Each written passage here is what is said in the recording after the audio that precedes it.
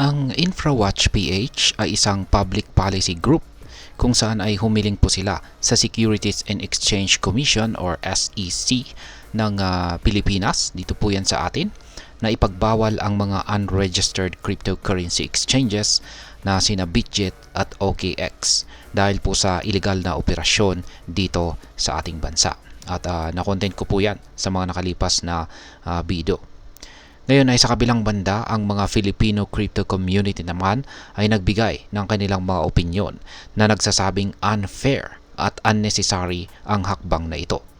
Iba't iba ang kanilang reaksyon mula sa galit sa gobyerno hanggang sa pagdududa sa mga aksyon ng InfraWatch. At ayan po ang siyang ating pag-uusapan sa video na ito. Pero bago po tayo magpatuloy, ay nais ko lamang po munang bigyang linaw ang aking disclaimer kung saan ang nilalaman po ng video na ito ay hindi po ito isang financial advice. For education and information purposes lamang po ang layunin nito. Ngayon ay bakit nga ba humiling ng ban ang InfraWatch? Ayon po sa InfraWatch, ang mga exchanges na sina Bitget at OKX ay nagsasagawa ng aggressive marketing na kasama ang mga giveaways at events na naglalayong makaakit ng mga university students. Sinasabi rin nilang nagbibigay ang Bitget ng oportunidad sa mga Pilipino na bumili ng tokens gamit ang mga platform tulad po ng GCash at local bank transfers. Samantalang pinapayagan naman ng OKX ang crypto purchases sa pamamagitan po ng BSP-regulated banks at e-wallets tulad ng GCash, Paymaya, Union Bank kahit walang VASP license. Ngayon ay ano ang sinasabi ng InfraWatch tungkol sa peer-to-peer crypto transactions or P2P? Ang InfraWatch ay nag-aalala sa P2P crypto transactions dahil sa kanilang paglabag sa financial laws at pagtulong sa illegal activities. Sinabi po ni Ginoong Terry Reardon, convener ng InfraWatch, na katulad ni Binance, ang mga Pilipino na gumagamit ng Bitget at OKX ay exposed sa iba't ibang financial risk araw-araw at walang proteksyon. Ngayon ay ano ang reaksyon ng Filipino community? Nagbigay ng iba't ibang reaksyon ang Filipino crypto community sa Facebook page ng Bitpinas.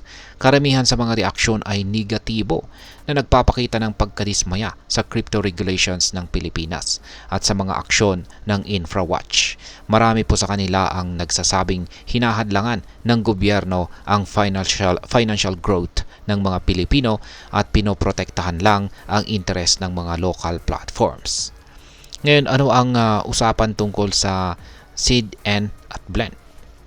Isang commentator ang naglabas ng kanyang frustration dahil hindi pa raw sila nakakakuha ng refund mula sa SEC registered platforms tulad po ng Seed, In at Blend. Sa kabila ng mga ito, ang InfraWatch ay tina-target sa Google Maps ng mga 1-star reviews mula sa mga Filipino crypto enthusiasts na nagsasabing ang ban sa major crypto platforms tulad ng Binance at OKX ay negatibong nakaapekto sa ordinaryong mga Pilipino. Ngayon ay ano ang epekto ng bans ng crypto exchanges sa ordinaryong Pilipino?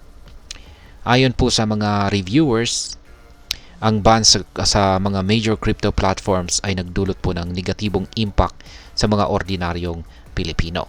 At sinasabing mas pabor pa raw ang bansa sa gambling sites na pinapayagang mag-operate ng libre habang mas mahigpit naman ang regulasyon sa crypto platforms. Ayan. Ngayon ay ano naman ang aking masasabi tungkol dito? Sa aking sariling opinyon ay ang issue na ito ay nagpapakita ng isang malalim na pagkakahati sa pagitan po ng layunin ng gobyerno na protektahan ang mga mamamayan mula sa mga financial risk at ang desire ng mga tao na magkaroon ng financial freedom at access sa global cryptocurrency market. Ang mga argumentong ito ay nagpapakita po ng pangangailangan para sa isang mas balansing regulasyon na magpuprotekta sa interes ng mga mamamayan habang hindi hinahadlangan ang kanilang mga opportunities.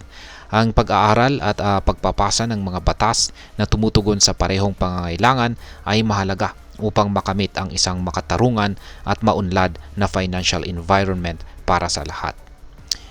Kaya, ayan, ano naman ang pananaw mo rito? Pabor ka ba sa mas mahigpit na regulasyon o sa mas maluwag na access sa cryptocurrency?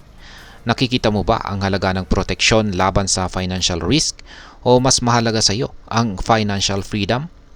Kaya, ayan, comment na lang po ninyo ang inyong kasagutan sa mga katanungang ito sa ibaba.